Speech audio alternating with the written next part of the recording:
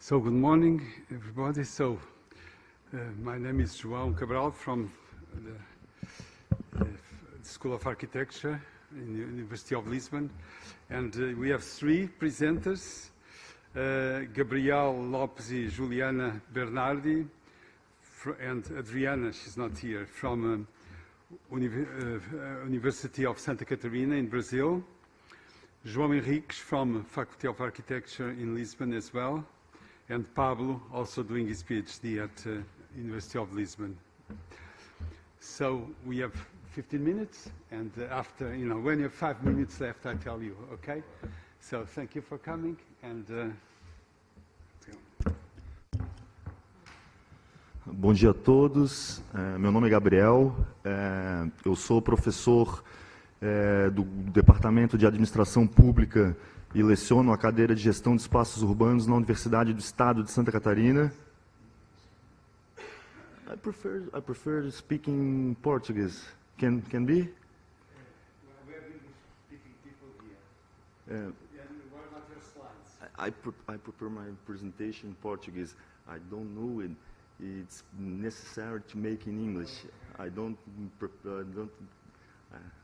make it. Okay, yeah. It's okay.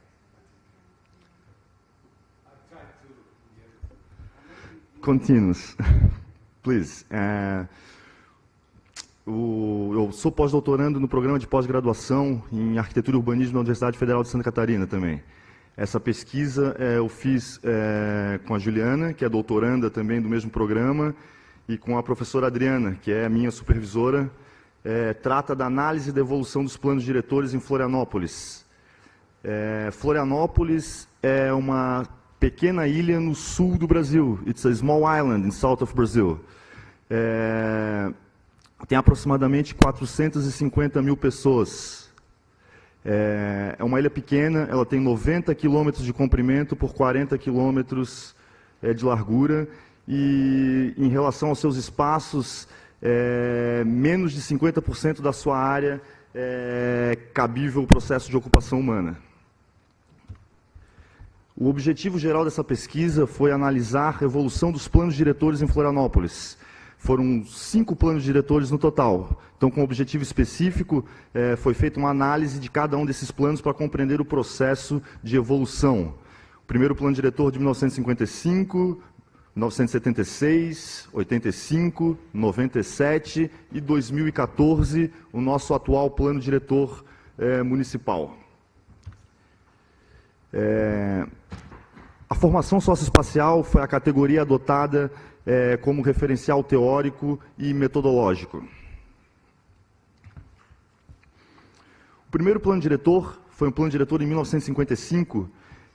Na ocasião, a cidade de Porto Alegre, no sul do Brasil, também realizava o seu primeiro plano diretor, orientado sobretudo pela Carta de Atenas, pela CIAN e pelos princípios da Carta de Atenas.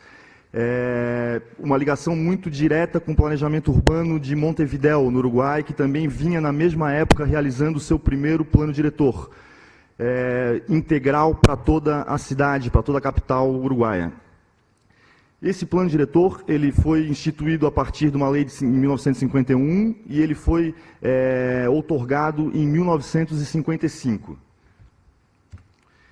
Foi a primeira experiência de planejamento urbano coordenada por um arquiteto muito conhecido no Brasil chamado Edgar Graeff, que trabalhava no escritório do Edivaldo Pereira Paiva.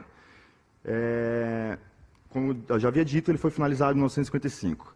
Ele foi um plano estruturalista, rodoviarista, que tinha, sobretudo, uma orientação sobre um estudo de tráfego em relação ao município. Um plano de 1955 que tinha diretrizes para controle e expansão por mais ou menos 50 anos, um plano quinquenal. Então, eu diria que se esse plano, já antecipando os resultados da pesquisa, se esse primeiro plano ele fosse aplicado na sua íntegra, já que o planejamento realizado pelo escritório do Edivaldo Paiva teve muita qualidade, Florianópolis não teria grande parte dos seus problemas hoje, sobretudo ligado ao problema de mobilidade urbana. Florianópolis tem um problema significativo em relação ao estrangulamento da mobilidade urbana. Se pensou numa via-tronco, que era uma via de circulação, que ligaria o continente com a ilha. Vou adiantar aqui na imagem para que possa compreender. Aqui nós temos aqui a parte da ilha e aqui a parte continental. Uma via-tronco, ela deveria ligar o continente, passando pela ponte com a ilha, ligando toda a área continental com a área onde deveria ser planejada a nossa universidade, aqui na área central, facilitando a mobilidade principalmente para os moradores da região continental. Em 1955, o adensamento populacional não era muito significativo, mas dá para perceber já o parcelamento do solo nessa imagem. O problema foi aqui que o plano diretor ele tinha muita qualidade, porém ele foi pouco aplicado, ele teve uma pouca aplicação. A única aplicação significativa, acho que foi a retirada da atividade industrial do centro da cidade da ilha. A atividade industrial ela foi alocada aqui na parte continental. E a ilha passou a criar as suas características, que é a sua função social hoje, que é muito ligada à administração pública e ao turismo. É uma ilha que tem uma vocação turística. No Brasil, ela é conhecida como a Ibiza brasileira, uma supervalorização da terra, com áreas valorizadas como Jurerê Internacional, onde um lote de 900 metros quadrados ele chega a custar aproximadamente 5 milhões de euros. Então, uma área realmente supervalorizada. O fato foi que esse plano levou a universidade, em vez de ser instalada na região central, aqui em cima desse aterro, ela foi deslocada para uma área isolada, aqui que está indicada nessa região. Então, não havia infraestrutura viária para o local onde foi implantado a universidade. Num primeiro momento, com as obras de infraestrutura que foram criadas para criar as conexões, não houve grande problema, mas com o crescimento da cidade, formou-se um estrangulamento que hoje ele é praticamente insolucionável do ponto de vista da construção de novas estruturas viárias para adequar a esse crescimento populacional. O segundo plano diretor foi um plano diretor de 1976, ele foi gerenciado por um outro arquiteto muito famoso no Brasil, o Luiz Felipe Gama Dessa. Então, tanto o Demétrio Ribeiro, o Edivaldo Paiva, como o Felipe Gama Dessa, são influenciados pelo pensamento dos grandes arquitetos brasileiros, Lúcio Costa, Oscar Niemeyer, seguindo essa perspectiva do planejamento modernista. Essa lei ela foi aprovada em 1976, um plano diretor que se desdobrou de 1969, a construção dele, até 1976. Esse plano diretor, o Luiz Felipe Gama Dessa, ele se apropriou em todos os estudos que o plano diretor anterior ele tinha realizado. Só que, da mesma maneira, ele também não foi implantado da forma como o planejamento inicial ele se deu. Ele foi executado de forma assistemática, criando um problema para os dias de hoje na cidade. A questão central é que o que deveria ser a via-tronco, como eu havia comentado anteriormente, que faria essa conexão do continente com a ilha, ligando aqui ao local que deveria ser a universidade, essa via-tronco ela não se tornou a via central. Criou o que era no plano uma via terciária, chamada de Avenida Beira-Mar Norte, ela foi construída aqui como sendo a via-tronco. E os estudos de tráfego mostravam que a via-tronco ela deveria fazer uma conexão direta. Então, como a universidade também foi deslocada para cá e a via-tronco também foi deslocada, o percurso é muito maior e essa área se adensou de uma forma muito significativa, estrangulando completamente a mobilidade no centro da cidade. O plano diretor de 1985, ele é um plano diretor que já está muito ligado à expansão turística do município. E uma série de alterações pontuais no plano diretor. Para vocês terem uma ideia, a lei foi alterada aproximadamente 300 vezes em uma década. Cada alteração requer uma lei municipal complementar. Em 10 anos foram mais de 300 alterações, mostrando que essas alterações elas vinham para atender interesses específicos da indústria da construção civil, que é quem dita os rumos do crescimento do município. Então, ele foi um plano que ele veio justamente para adequar esse crescimento. E ele trouxe um outro conflito, que foi a criação de vias que cortam aqui. Nós temos o norte da ilha, aqui o bairro que eu havia comentado, Jurerê, que é o bairro mais valorizado. Essas vias aqui, elas são rodovias estaduais. E essas rodovias estaduais, por lei, elas deveriam fazer a conexão entre os municípios e não as conexões intramunicipais. E aí você cria um conflito de gestão entre o município e o Estado no sentido da revitalização e da modernização desses espaços. A mesma coisa aqui na região leste, que é extremamente valorizada também, com grandes empreendimentos, com a presença aqui dessas rodovias estaduais fazendo as conexões intermunicipais. O quarto plano diretor, o plano diretor de 1997, ele segue a mesma tendência do plano diretor de 1985, dando continuidade às alterações pontuais na legislação, atendendo os interesses da expansão imobiliária.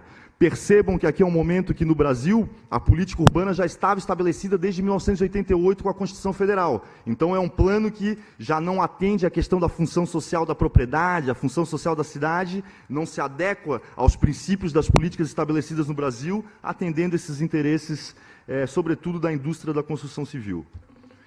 É um momento em que nós já temos um adensamento significativo, mostrando que se criou um problema insolucionável, sobretudo por se não respeitar os estudos de tráfego que haviam sido realizados anteriormente.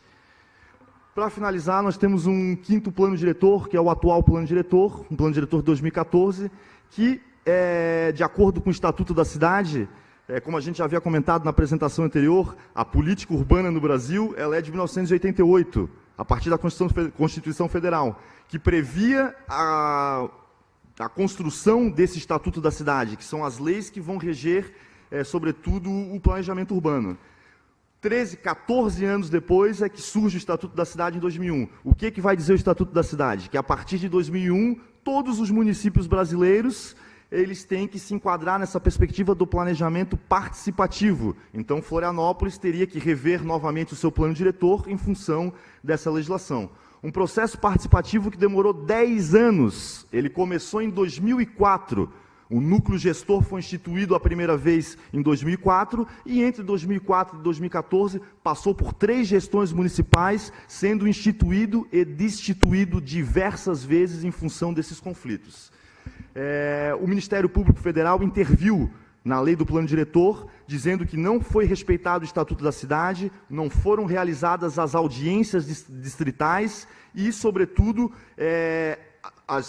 só para vocês terem ideia, tem um bairro chamado Campeche, que é um balneário. Nesse balneário, ao longo de 10 anos, foram feitas mais de 1000 audiências comunitárias. E o fato é que os anseios da comunidade não foram incorporados nesse planejamento. Então, por conta dessas questões, o Ministério Público Federal interviu e embargou o plano diretor. A Justiça Federal acatou, só que, quando foi julgado na instância federal, o que aconteceu é que a Justiça Federal exigiu que o Ministério Público não intervisse mais sobre o processo, sendo que o papel do Ministério Público é fiscalizar a gestão pública, tanto do Poder Executivo, como o Judiciário e o Legislativo. Então, o fato é que o plano diretor que foi aprovado em 2014 é o plano que está valendo. Para vocês terem uma ideia, originalmente ele tinha 300 artigos, esse plano diretor. No dia da audiência final, em 2014, os vereadores receberam um plano, faltando uma semana, para estudarem e poderem irem para a audiência final. Nessa semana, a bancada de direita, 23 vereadores contra a bancada de esquerda, 3 vereadores, os 23 vereadores de direita se juntaram com o Instituto de Planejamento e, em uma semana, criaram mais 500 emendas para esse plano. Um plano que já não era do interesse da participação popular, que ele tinha 300 emendas que já não interessavam, passaram de uma semana para outra a conter 800 emendas. A audiência pública ela foi teatral, porque todos os movimentos, a participação é muito efetiva em Florianópolis. Os diversos movimentos sociais vetaram a lei na audiência pública e a mídia, no dia seguinte, divulgava que o plano diretor foi aprovado sem grandes conflitos. Então, essa é a realidade de Florianópolis, em que nós temos um planejamento, como em muitos lugares, Teve a apresentação anterior que tratou aqui do planejamento em Montenegro, um planejamento vertical. Apresenta essas características. A participação, mesmo quando ela existe, ela não consegue se efetivar de uma forma clara.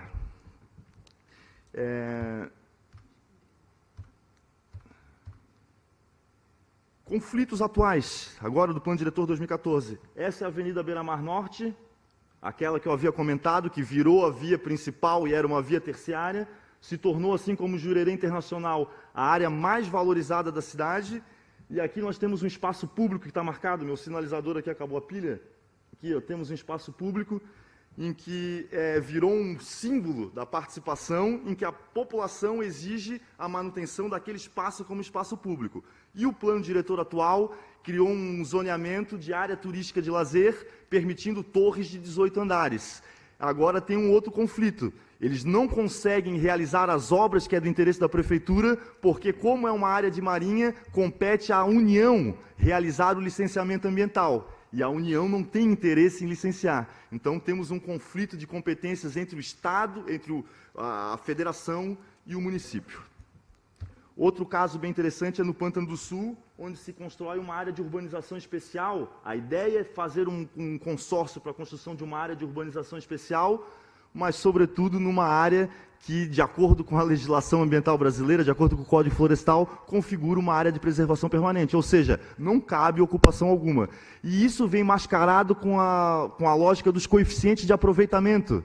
Então, no Brasil, a gente prega a ideia de que o coeficiente de aproveitamento 1 inibe o adensamento, ou seja, a relação entre a taxa de ocupação e o gabarito. Então, o coeficiente de aproveitamento não pode ultrapassar uma vez a área. A área edificada não pode ultrapassar a área do terreno. No caso da Ponta do Coral, o coeficiente de aproveitamento ele chega a 9 vezes o que seria o necessário para inibir o adensamento da cidade. E no caso do Pântano do Sul, o coeficiente de aproveitamento é 0,3. Então, mascara-se um tipo de ocupação sustentável, com baixo adensamento, só que, sobretudo, numa área em que não seria possível ocupação alguma. Então, essa é a realidade, os conflitos associados ao planejamento urbano em Florianópolis. Muito obrigado.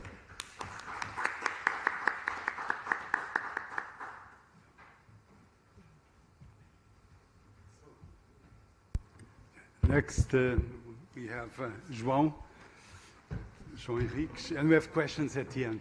Tá bom? Tem as perguntas no fim. Claro. Right? You can stay here again. João Henriques is going to give a talk on between urban and the city, geostatistical reading of the Lisbon metropolitan area.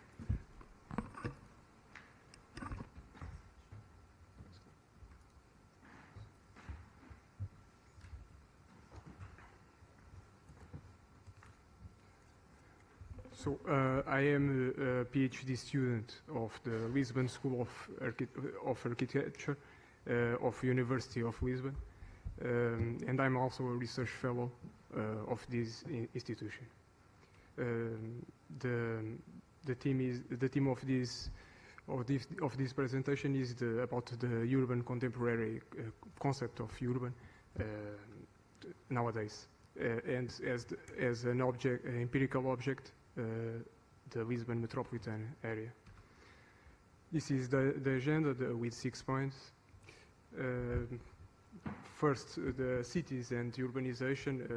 It is acknowledged that the cities are the most complex entity of the most representative entity of the complex society, and in these places there are they join a lot of people, activities, rules, and are within a built structure that is the body concept of this society.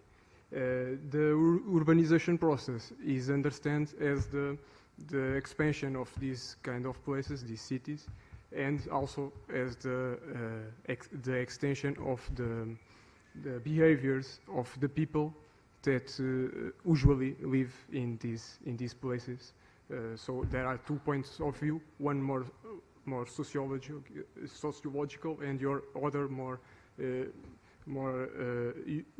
geographical or other kind of point of view. My point in this research will be the geographical point of view. It will be a partial vision of the urban concept, but it is better to do a more deeply approach. The intensification of the urbanization process during the 20th century, it was an evidence. There is a huge transformation of the society. The urban as a phenomenon reaches the regional scale, and this means that there are now metropolis and not only just a city. Many regions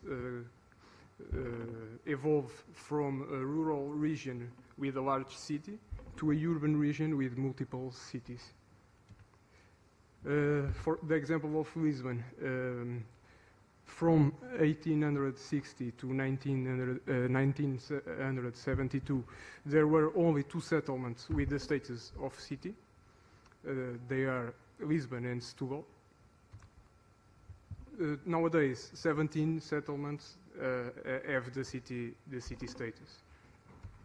From 1950 to 1991, there was an increase of more than 1,000 inhabitants on this region as a whole. It is the duplication of the resident population on 40 years. The municipality of Lisbon during this period lost inhabitants, almost 120,000. And 9 municipalities during this period surpassed the threshold of 100,000 inhabitants. Lisbon metropolitan area in 2011 had more than 2,800,000 inhabitants, distributed by a surface of more than 300 hectares, which is subdivided into 18 municipal jurisdictions with 17 cities. The cities had 9% of the surface, are located in 11 municipalities, and are the shelter of 52% of the whole population. This data is from the national statistics, and it is the official data about the cities. It is just one example of the transformation. It is the case of Agualva-Cacém, which is a settlement located in the municipality of Sintra. This is the picture of the left side is the Agualva-Cacém in the 50s, and from the right side is nowadays, which the image can explain the huge transformation during this period. There are also some contradictory facts. In this region there are more municipalities than cities. Also, except for the cities of Amadora and Lisbon, in all others, the surface of the cities is below 30% of the area of the municipality. It is in a metropolitan region. According to the administrative status of city in Portugal, a city is a continuous population cluster with at least 10,000 inhabitants, and which needs also to have half of some public utilities like hospitals, pharmacies, schools, police department, cultural center, public transport, and so on. According to this criteria, Lisbon metropolitan area has 17 cities acknowledged by the government. They are supposed to be different than other urban settlements in this area. It is a question that is raised, and other questions are, for example, what are the main difference between cities and other metropolitan settlements, and are there or not other settlements that fit the requirements of this law? And also, to what extent is the Lisbon metropolitan area a completely urban territory at its spatial dimension? For answering the last question, I used a methodology to find what is the urban environment in Lisbon metropolitan area. I use the Census 2011 database, geodatabase, and used as the empirical object the Lisbon metropolitan area. I use two processing methods. The first one is the filtering process, and the second one is the breakdown. The filtering is to select what are the vacant statistical parcels, which is the parcels that have that at the same time do not have neither buildings nor people living there, and the residual parcels which have a criteria to be selected, which is at the same time there are parcels that are larger than 10 hectares and which have population density lower than 10 persons per hectare. This value, the 10 persons per hectare, is the average for the whole region. It is similar to this value. This is the spatial distribution of the filtering process. The black points on the map are the urban environment, which is just a fifth of the whole area of the Lisbon metropolitan area. At the same time, we have quantitative results of the filtering process. For example, in 1/5 of the total area, there are 89% of the buildings, the residential buildings, because it is the data of the census, 96% of the houses, 97% of the people, and the families, and 96% of the individuals. To the breakdown, the second part is a step that is close to after the filtering process, and I use the breakdown only to this new information of urban environment. The breakdown have 3 steps. The first one is we need to select the places which have the city status, which gives 17 territorial units. Then there are the places which are not city but are a municipality headquarters, like Sintra, Sesimbra, Oeiras, and Cascais. We have 8 territorial units, and 3 places which have some evidence of a high pace of urban development. It means that there are huge transformations on these settlements during the periods from the 50s until today. And I have 46 territorial units. On the total are 71. This is the spatial distribution of the cities. I know it is difficult to see, but you can. It is just a reference. And the spatial distribution of the headquarters towns, they are only 8. The spatial distribution of the settlements with urban scale. And this one is the spatial distribution of the main subsets that compose the urban environment. So the cities, the cities, the headquarters towns, the other settlements that have huge transformations, and the residual point of the urban environment that are the small settlements, which are not selected with the breakdown process. The quantitative results, I will pass these more fast. They are subdivided by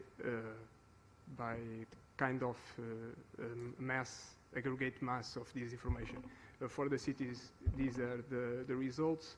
28% of the surface, and for example, 59% of the individuals. For the headquarters towns, it is 6% of the surface and 6% of the individuals, 37% for the surface of aggregate mass of settlements with urban scale, and 30% of the people. And also for the small settlements, the surface is similar as the surface for the cities, 28%, and 5% just of the people. So the conclusions are at two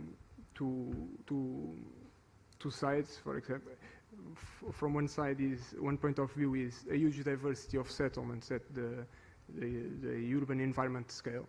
There are at the same time cities which have more than half of the houses, families and individuals within a quarter of the surface, and small settlements like villages which have a similar surface but where there are only 5% of the houses, families and individuals.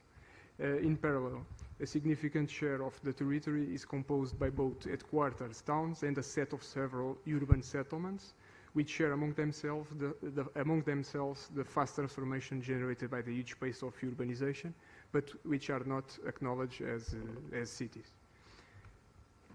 The second perspective is within each one of these masses, there is also a great diversity.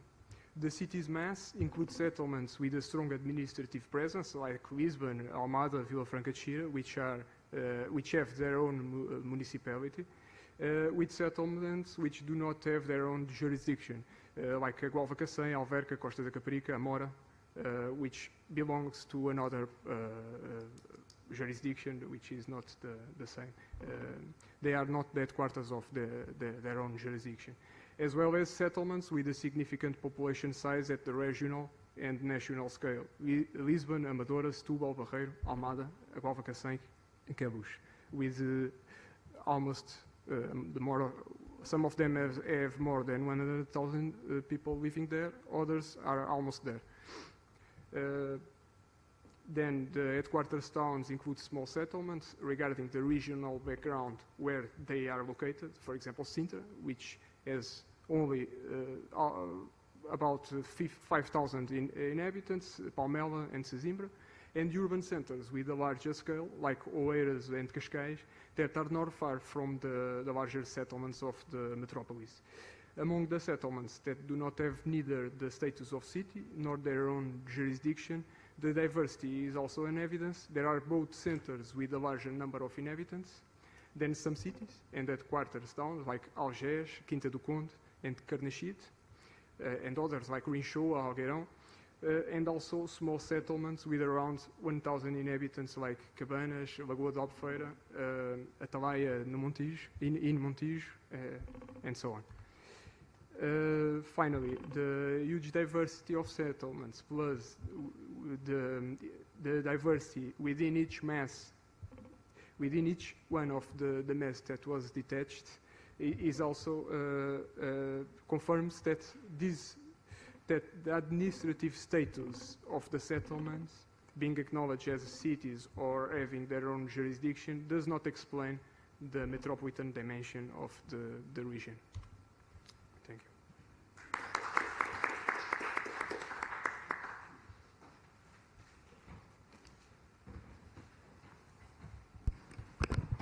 Okay, thank you very much. Now you have Pablo Costa, also from University of Lisbon, talk about transformations in the oriental part of Lisbon, how to reinvent territories.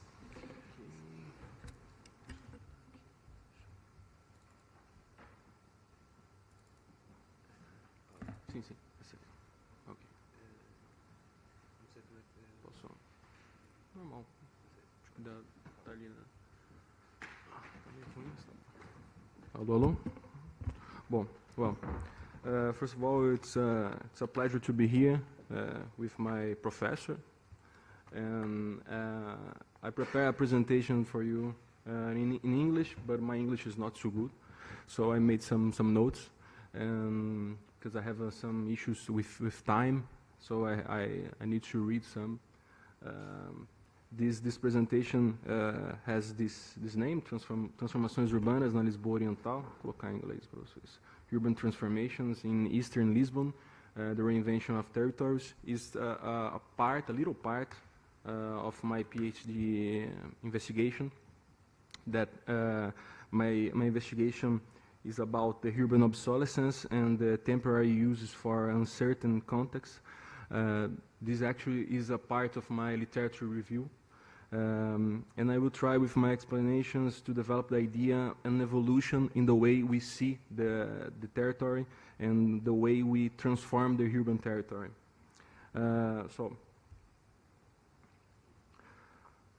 This presentation is how we can understand the obsolete spaces and how can we act or use this territory. In the traditional literature, these two subjects are in the opposite sides, and it's opposite sides, and the obsolete is seen as anomaly or a mistake for the urban growth. My intention is to show that these two subjects can be seen in a different way. They can be together, they can complement each other. Obsolete and abandoned space itself may also be the answer. I start here with an idea of the obsolete is part of the contemporary urban landscape. Everywhere I go, every path I take, I will always pass through a ruin or unfinished or abandoned place. In a current period of constant change and socio-economic oscillation, this phenomenon becomes clear. So I bring here an illustrative framework. Okay, it's good to see. Illustrative framework based on the chronology of Robertson Sykes. Robert Sykes, it's a book called Urban Regeneration. It's a very famous book, published in 2000. And this book demonstrates an evolution in the terminologies referring to the modes of urban intervention, like reconstruction, revitalization, renewal, etc. And it shows us that the way we understand the territory is the way we act in the territory. So we can verify in this framework, in the 50s, the term reconstruction was used because it was a post-war period. Then during the 50s or the 60s and the 70s, a new way of intervention with the beginning of regional planning, with the beginning of the participation of the private sector. In the 80s and the 90s, an evolution, creation of flagship projects, urban marketing and city competition in a global context. But the terminologies and these modes of intervention do not cease to exist as we go through the decade. The ways of intervening, adapt and overlapping each other. Arise ways to intervene that have a little bit of each terminology. And this evolution has been accentuated by crisis or by good moments in the economy of certain countries. When the crisis of 2000 arise and affects the economy of most of the countries in the world, large and traditional urban regeneration projects have been abandoned and new approaches have emerged or consolidated. I'm talking about strategic or punctual interventions that understood the obsolete spaces as a space of freedom. Space is no longer related to the logic of the production of the capital. Stage for a temporary intervention to test an idea, for resistance to insert in the city new dynamics that are not introduced by the free initiative of the market. I call this alternative reuse, but it's a terminology that can be tactical urbanism or something like this. Okay. So I have some examples here that I'm talking about, like this kind of projects. We have historically large projects of urban interventions like Docklands or the Battery Park in New York. There are very expensive interventions that require a lot of political effort, such as the Expo 98, for example, here in Lisbon. And these projects have a view, an idea that the abandoned or the obsolete must be regenerated, a vision that we must forget or erase the past to create the future, as I call of urban amnesia projects. However, these new approaches recognize and exploit the existing potential. They are more flexible, cheaper, and target a more plural city. but they shouldn't be seen as the opposite of large projects, but as alternative or complementary approaches. I put here some examples that I am talking, Le Frigo or LX Factory here in Lisbon. It's more common for us in Lisbon. So using a reference using some reference like the Urban Catalyst from Berlin, I proposed 4 different patterns or 4 different meanings of this alternative reuse, or 3 or 4 goals for this alternative reuse. The first is the resistance, like here in Les Frigos.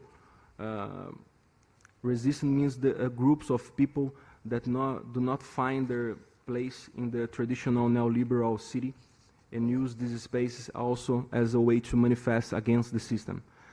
They are invasions, or squats, to buildings that resist traditional planned project. Le Frigo in Paris, despite the Rive Gauche project predicting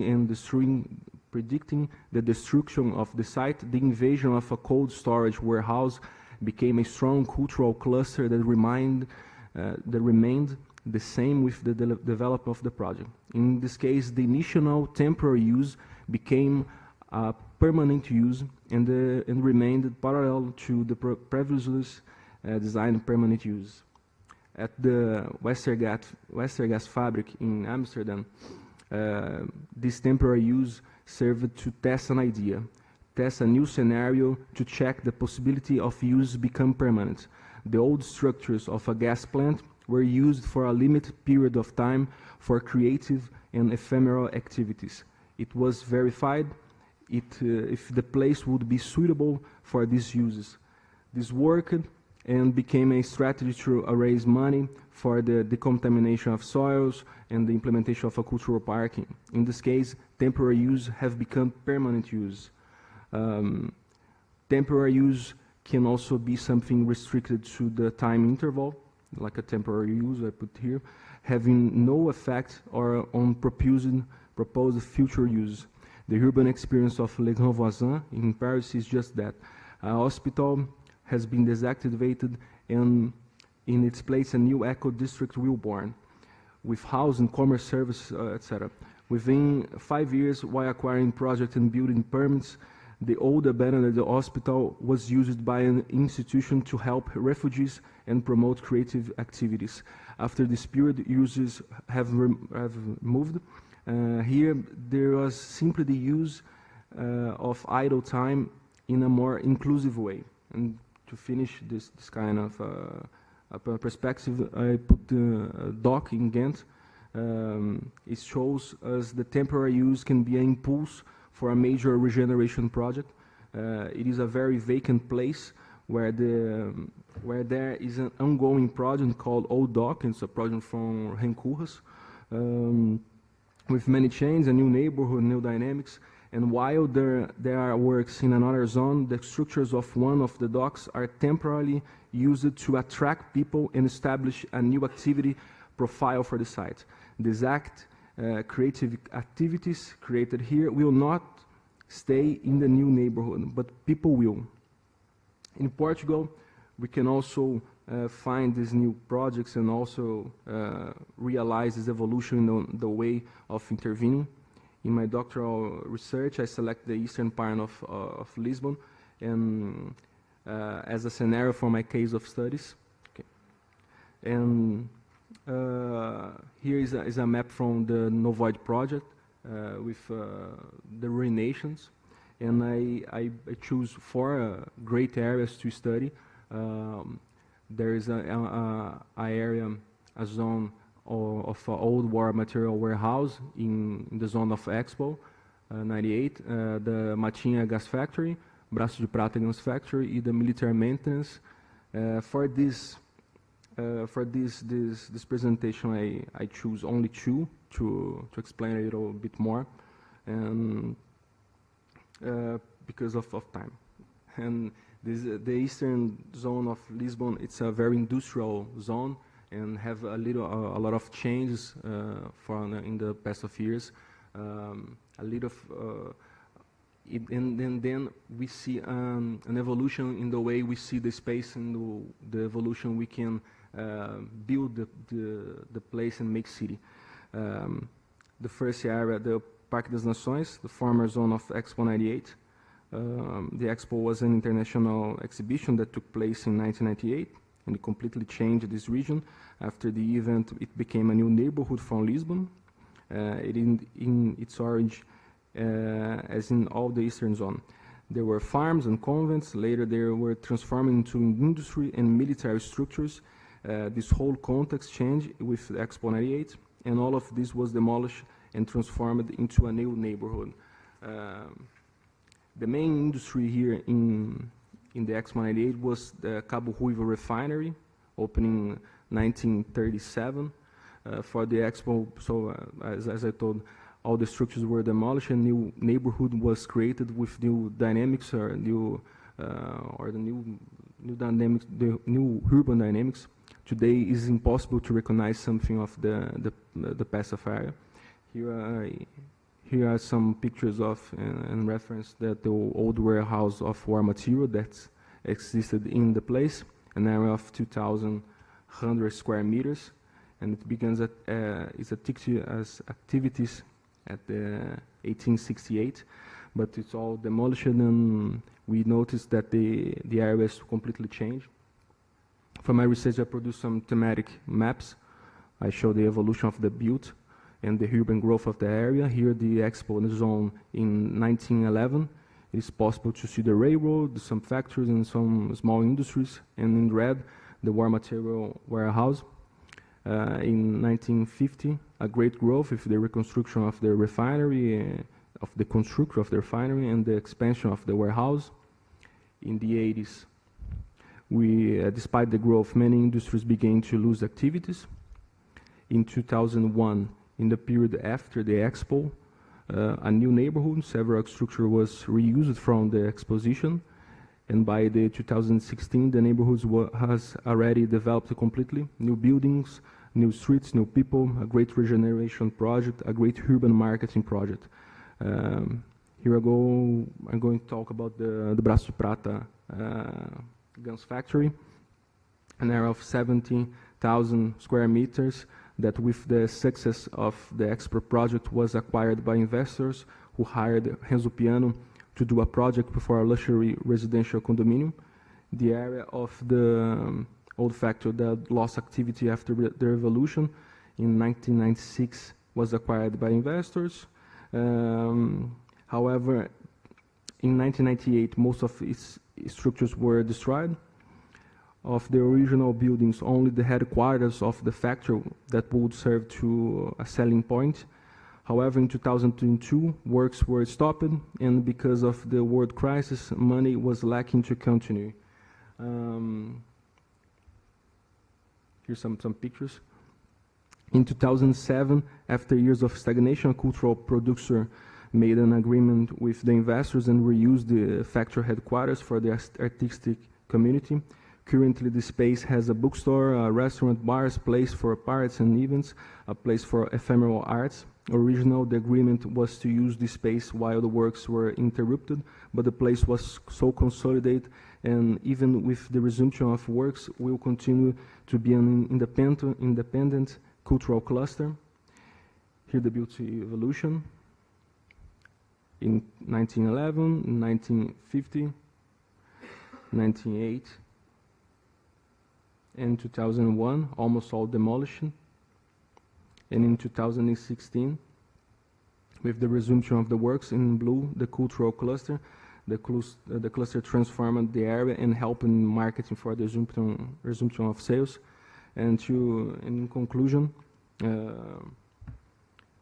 I would like to say that we are in the moment of renewal of thinking about the city and make the city, in a transition to a cognitive economy where the process is often more important than the end. The use of the transitory condition of obsolete space for temporary practice reinforce the view of these spaces as a space of creative freedom. Design and use the transitory can be a tool to achieve goals that the traditional and formal urban regeneration project does not reach. Thanks a lot.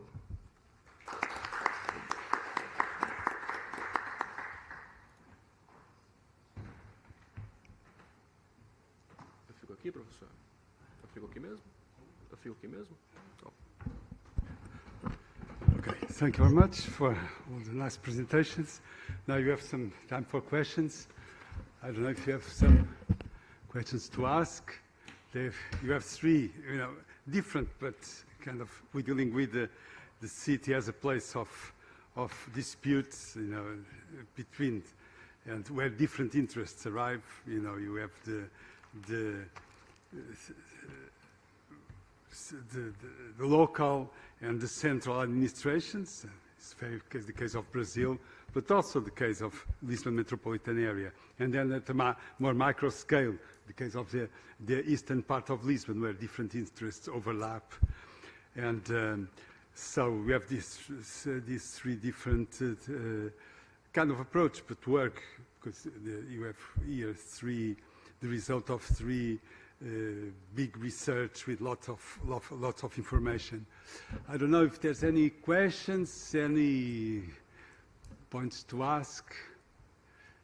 No? Yeah.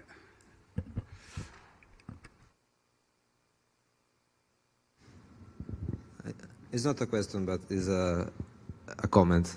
I mean, about the work of Pablo, which is very interesting, also because of today's transformation of the area of Lisbon.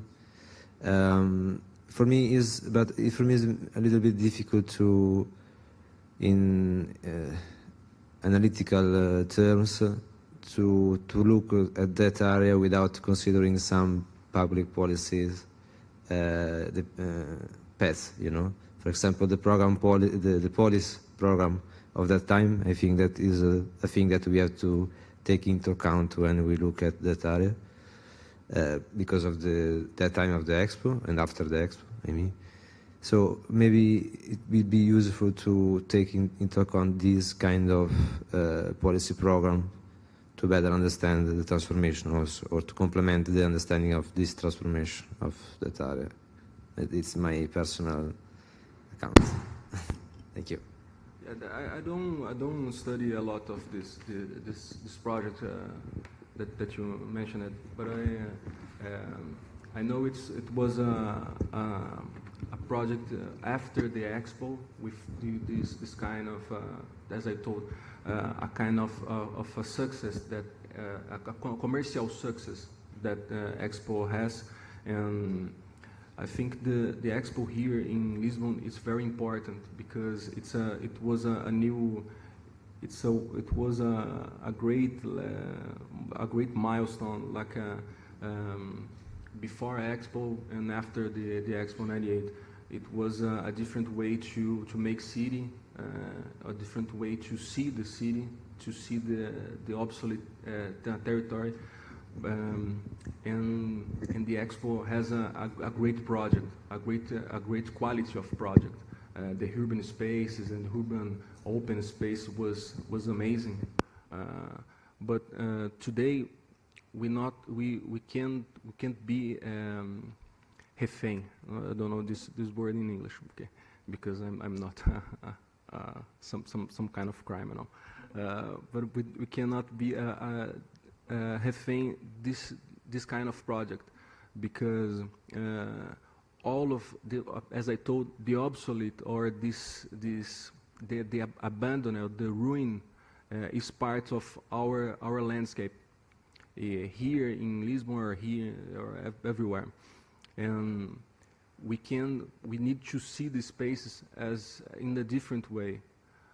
We cannot expect that every obsolete space needs to be rebuilt or needs to be a great project of regeneration, because this kind of projects has a lot of effort, has a lot of political effort, and has a lot of economic effort. We are living in a period of time with so much oscillation that we cannot build anymore this kind of projects.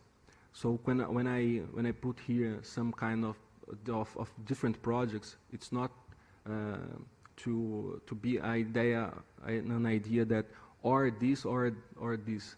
It's more, how can we use this space as a transience of this space as a tool, as a tool to make the urban project, or to make this a good regeneration project. And as João said, it's kind of scales here, and too many actors with this. And my presentation is about this. It's about this evolution, but it's not. You cannot abandon it and a way to think to think different. It's a process. It's mais ou menos isso. Don't know if you can comment something. Yeah, I'll comment. Yeah, definitely.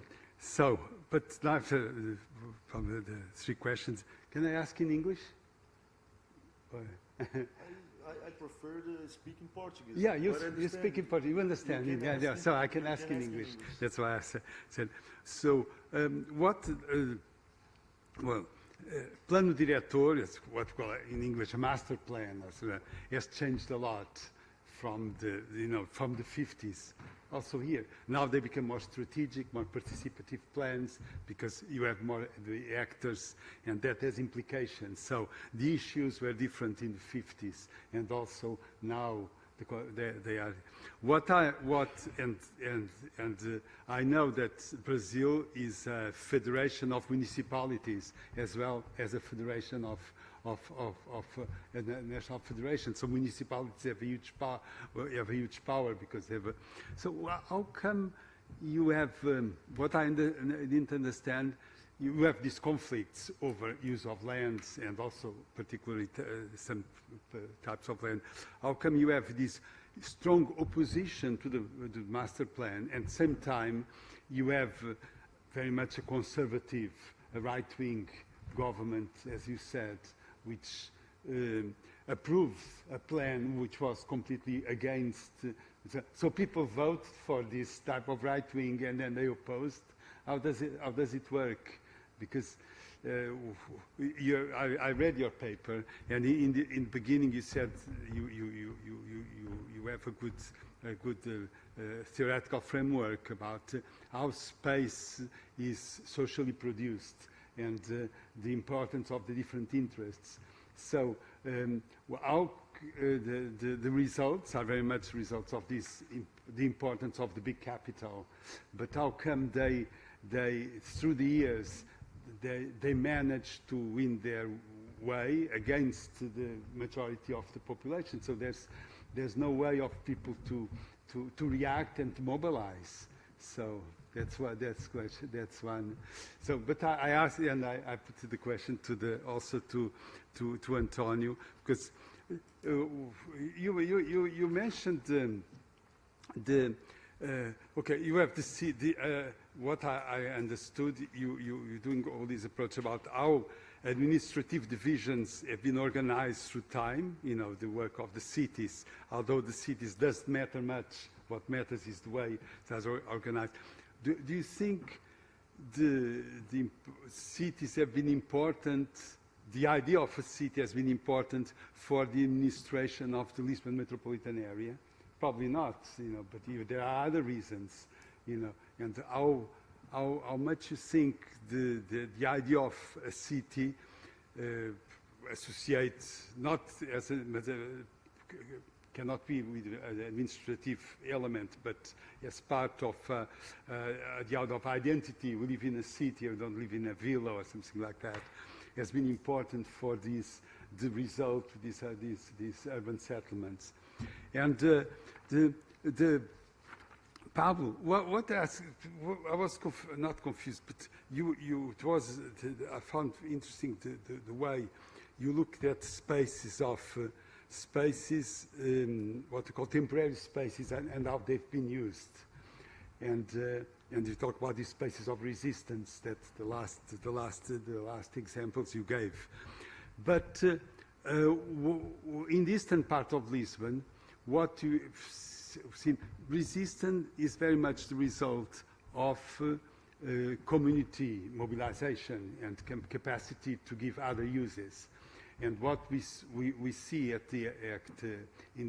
the eastern part of Lisbon is that they got rid of the people.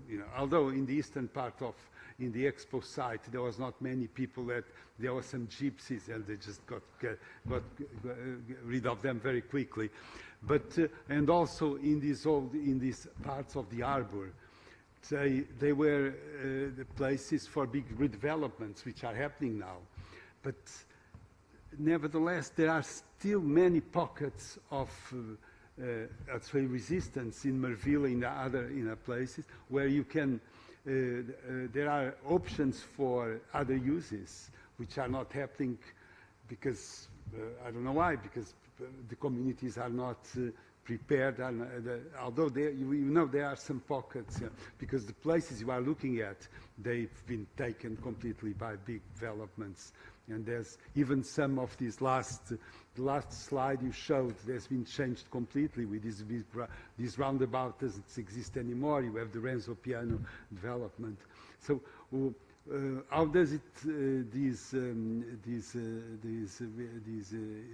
research, looking at places, articulates with community and with changes in people's perceptions and changes in people's attitudes towards these spaces? Okay, sorry. So.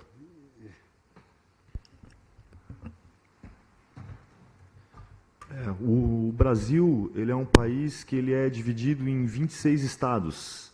E nesses 26 estados estão mais de 5.500 municípios. O Estatuto da Cidade, ele determina que é responsabilidade das gestões municipais realizar o processo de construção participativa do planejamento municipal, do plano diretor. Porém, a lei do Estatuto da Cidade ela é muito recente. É uma lei no Brasil que ela é de 2001. Então, os municípios brasileiros eles são obrigados a fazer um planejamento participativo apenas a partir de 2001.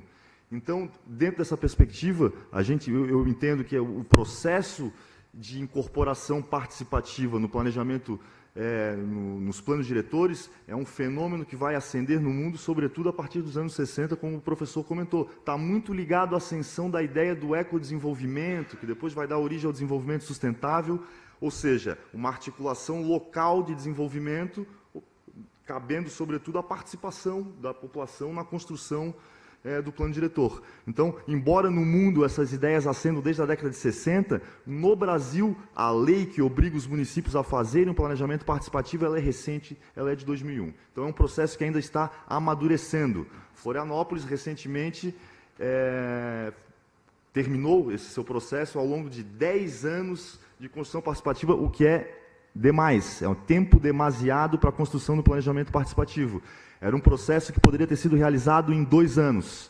1 ano de estudos e 1 ano de debates e construções do pacto seriam suficientes. Dentro dessa perspectiva de federação, estados e município, criam-se conflitos significativos no que tange essa esfera das competências. Então, você tem áreas no município que pertencem, a maior parte ao município, mas áreas que pertencem aos estados e áreas que pertencem à União. Então, esse é um dos conflitos da construção desse planejamento. Outra questão importante é que, em função dessa diversidade de áreas municipais, estaduais e federais, as competências associadas ao licenciamento dos empreendimentos e também ligado ao judiciário, ao fato de quem vai gerir do ponto de vista judiciário essas questões, também ascende do município para o Estado e para a Federação. Então, os choques de competências que ocorrem nesse sentido são diversos. Quando o poder local ele está mais ligado às relações de produção na esfera local. Então, quando a questão do licenciamento ela está ligada à questão municipal, é uma área que pertence ao município ou ao Estado, e cabe a esses organismos do Estado e do município executar o licenciamento, há uma permissividade muito maior, superando, sobretudo, afrontando a legislação. Nas áreas que pertencem à União, há uma dificuldade maior de se realizar essa distorção sobre os estudos e sobre o licenciamento. Sobretudo no caso de Florianópolis, fica bem evidenciado. Quando há uma ação de licenciamento ou uma transformação de planejamento que há uma intervenção federal, à medida que a competência do judiciário ela passa para a justiça estadual, essas restrições ela caem. Mostra que o poder estadual e os poderes municipais eles estão muito mais articulados com essas burguesias locais que, como eu havia dito, estão diretamente ligadas à expansão da indústria da construção civil.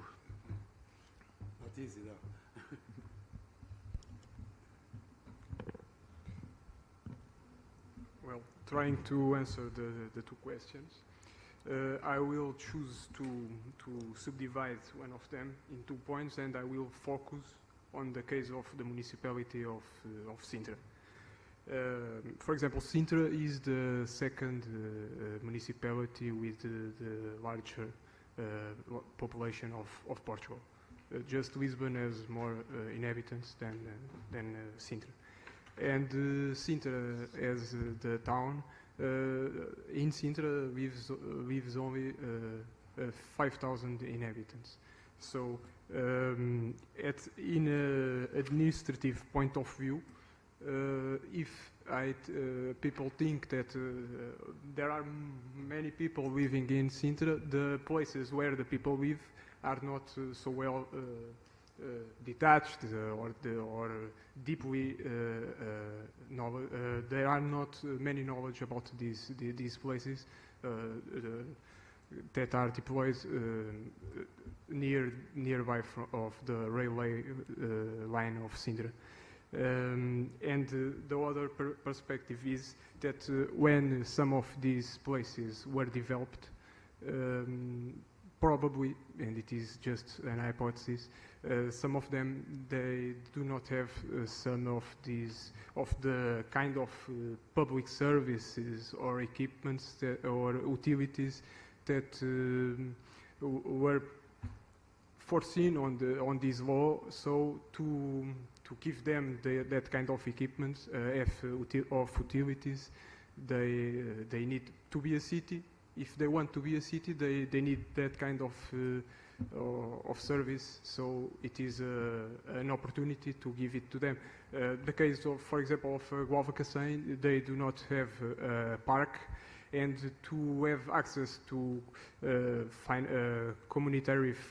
European Union communitary funds to do the project, they need to the places need to be a city. So Gualva-Cacém becomes a city to have access to this kind of funding. It is just an example. For the other question, there are also settlements that probably do not acknowledge the classical concept of city as a public place. For example, the cases of Oeiras and Cascais, they usually argue with cultural reasons that they do not want to be a city because it is many questions. One of them is the kind of land use that is dominant there. The people usually lives in places with lower density. It is not all like this, but at least a part of this remains to be an evidence in this place. But there are also the other parts, because, for example, in Oeiras, the case of Algés is the second one. It is a place where it is the second with most population density in Lisbon metropolitan area. The first one is Queluz, that is in Sintra also, and the second one is Algés, with more than 150 inhabitants per hectare. But it is just an example. The municipalities are very large, and it is just an example that the most of the territory are usually with low density development, with subdivisions, where the main land use is the housing, and usually the detached housing. So it is this is my comment. Okay, Professor. I don't have an answer to you.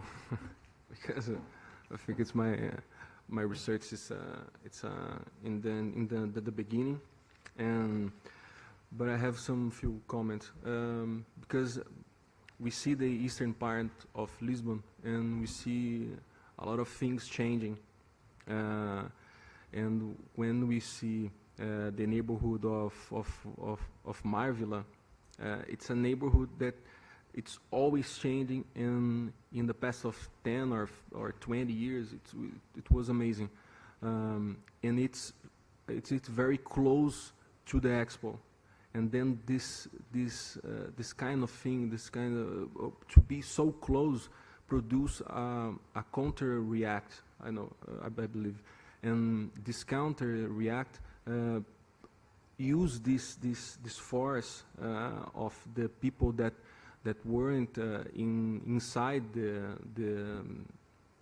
neoliberal market. And today in Marvila we see different kinds of artists here, there, with a lot of clusters, a lot of cultural clusters, or even they call beer district. A lot of beer factories there. So it's a movement that I believe that is happening because this kind of proximity of Expo. It's a counter movement, and I believe that it's amazing to see this, and how can we affect us with this, and how can we affect to this kind of places. Thank you very much. I think we are about time to go. There's a poster.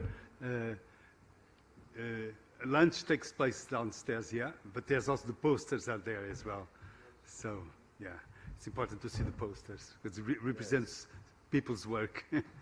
Okay, thank you very much for everybody, and so let's keep talking now over lunch.